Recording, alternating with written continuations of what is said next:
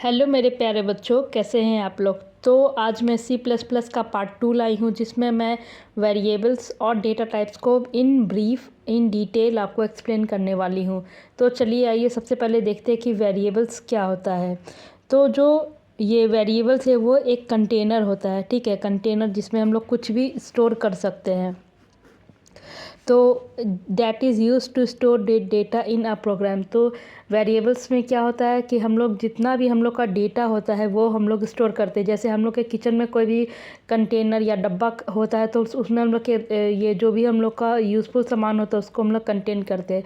तो वैसा ही अगर हम लोग कंप्यूटर में देखें तो कंप्यूटर का कंटेनर कौन होता है, वो वेरिएबल्स होता है, जिसमें हम लोग डेटा को ये स्टोर करते हैं। तो वेरिएबल्स इक्वल्स टू क्या था, मेमोरी लोकेशन प्लस नेम। तो वेरिएबल मतलब है कि वो मेमोरी कहाँ पे स्टोर्ड है, ठीक है, और उसका नाम क्या है। तो ये जो वेरिएबल है ये इतना चीज़ आइडेंटिफाई करके रखता है। तो मीन्स कंप्यूटर की मेमोरी में एक अलग जगह रिजर्व करना और नेम दैट प्लेस, ठीक है। जैसे एक छोटा सा एग्जांपल भी देखते हैं कि think like this, you have a box, you keep something inside the box, you put a level on the box. जैसे हम लोग एक डब्बा ले लिए, ठीक है, उसको हम लोग को पिगी बैंक बनाना है, तो उसे पिगी बैंक का लेवल लगा लिए, उसको अपने ये अलमीरा में रख दिया, उसको एक प्लेस भी दे दिए, उसको नेम भी दे दिए, तो वो हम लोग का क्या हो गया, एक वेरिएबल हो गया। तो प्रोग्रामिंग भी एग्जैक्टली ऐसा ही काम करती है, ठीक है। अब नेक्स्ट हम लोग देखते हैं कि हम लोग को ये जो वेरिएबल्स है उसका क्यों नीड हुआ, क्यों हम लोग को प्रोग्रामिंग में ये वेरिएबल्स चाहिए था। रीज़न तो बहुत सारा है, लेकिन यहाँ पे देखते क्या मेंशन किया गया है। Computer works very fast but it has one problem. Computer जो है वो बहुत फास्ट काम करता है, लेकिन उसके साथ एक प्रॉब्लम है कि वो कुछ भी याद नहीं रख सकता है। It can not remember data on its own. कोई भी डेटा को वो खुद पे खुद याद नहीं कर सकता है। जैसे हम लोग का दिमाग है, हम लोग का दिमाग भी वैसा ही काम करता है। तो हम लोग कुछ याद रखते हैं और कुछ भूल जाते हैं, लेकिन कंप्यूटर कुछ भी याद नहीं रख सकता है। सो ये जो हम लोग ये वेरिएबल्स है वो क्यों चाहिए, एक वैल्यू स्टोर करने के लिए, एक ये अगर उस वैल्यू में चेंज करना उसके लिए, या उसको फिर से यूज़ करना है ये उसके लिए, इसीलिए हम लोग वेरिएबल को यूज़ करते हैं।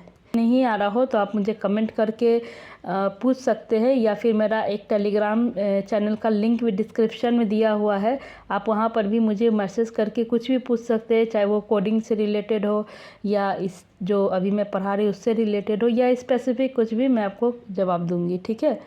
तो अब हम लोग आगे देखते हैं कि without variables programming is impossible. तो बिना वेरिएबल्स का क्या है, प्रोग्रामिंग जो है इम्पॉसिबल, क्योंकि हम लोग प्रोग्राम कर लिए लेकिन कंप्यूटर तो उस डेटा को रखा ही नहीं।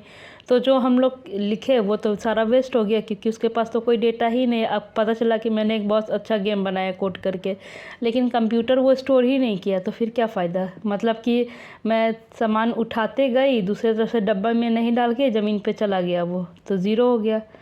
तो अब हम लोग देखते हैं question number 3, declaration of variable. तो अब उसको डिक्लेयर कैसे करते हैं। In C plus plus before using any variable we must tell the compiler. तो सी प्लस प्लस में किसी भी वेरिएबल को यूज़ करने के पहले हम लोग को कंपाइलर को बताना पड़ता है कि वो किस टाइप का डेटा है, वो क्या स्टोर करेगा और उसका नाम क्या है, ठीक है। क्योंकि कंपाइलर क्या करता है, कंपाइल करता है हर एक चीज़ को, फिर उसके बाद एग्जीक्यूट होता है। अगर कोई एरर होता है तो कंपाइल में ही पता चल जाता है।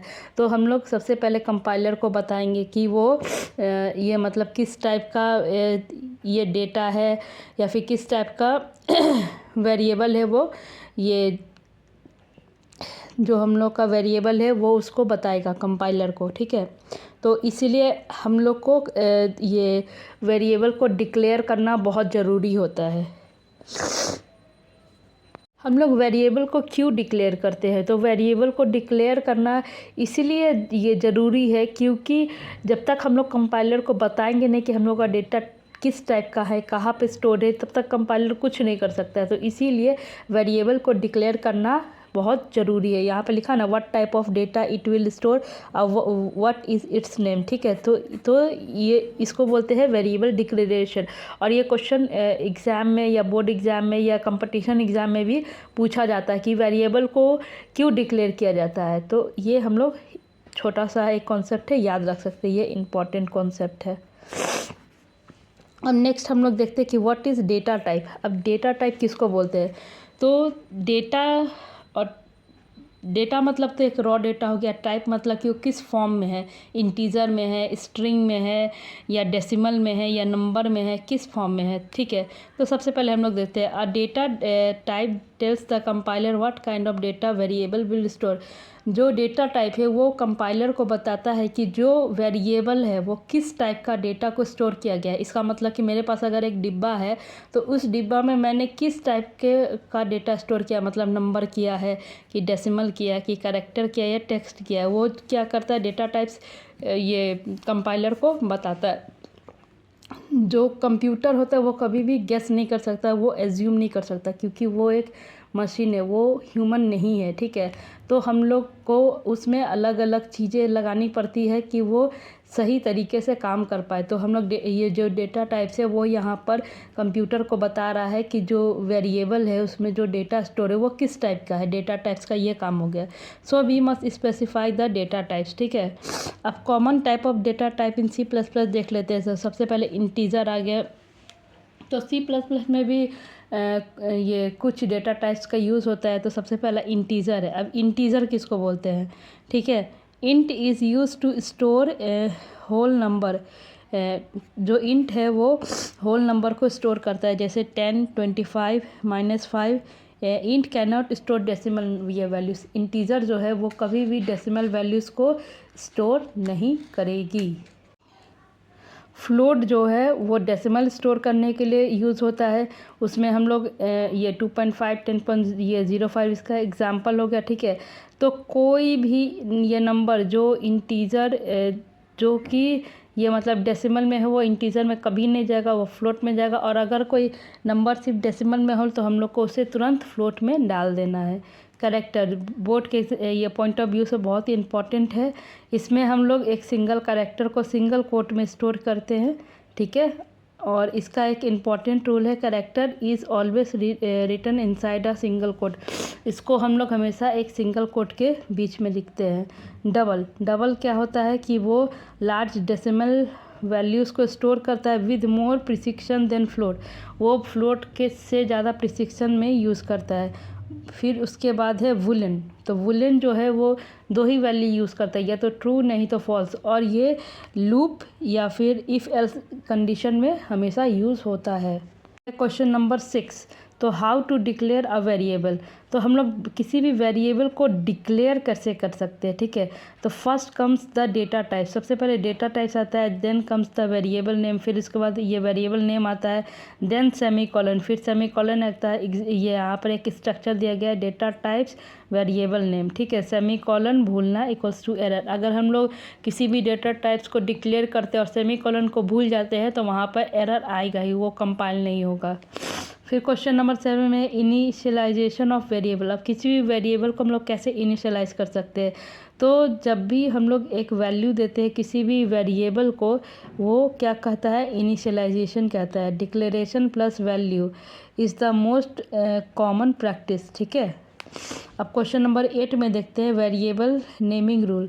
अब जो वेरिएबल है उसका भी नेमिंग रूल, ऐसा नहीं कि हम लोग कुछ भी उसको राम, मोहन, सोहन, दिस डैट कुछ भी दे दे, नहीं। अब देखते हैं उसका रूल क्या है। सबसे पहला रूल है variable name can not be start with a number. Variable का जो नेम हो कभी भी नंबर से स्टार्ट नहीं होगा। स्पेस अलाउडेड नहीं है। स्पेशल कैरेक्टर जो है वो अलाउडेड नहीं है, जैसे %, $, ठीक है। फिर keyword can not be used, keyword use नहीं होगा। Name should not be meaningful, जो उसका नाम है वो मीनिंगफुल नहीं होना, जो नेम है वो मीनिंगफुल होना चाहिए, ठीक है। तो meaningful name equals to good programmer. अगर किसी भी चीज़ का मीनिंगफुल नेम है तो वो एक गुड प्रोग्रामर है, ठीक है। तो अब क्वेश्चन नंबर 9 में हम लोग देखते हैं गुड वर्सेस बैड वेरिएबल। अब ये वेरिएबल कौन सा है और बैड कौन सा है। तो बैड नेम इक्वल्स टू, यहाँ पर नेम दिखाया है .x A1 टेम्प 1 2 3 ये अच्छा नाम नहीं है। गुड नेम हो गया।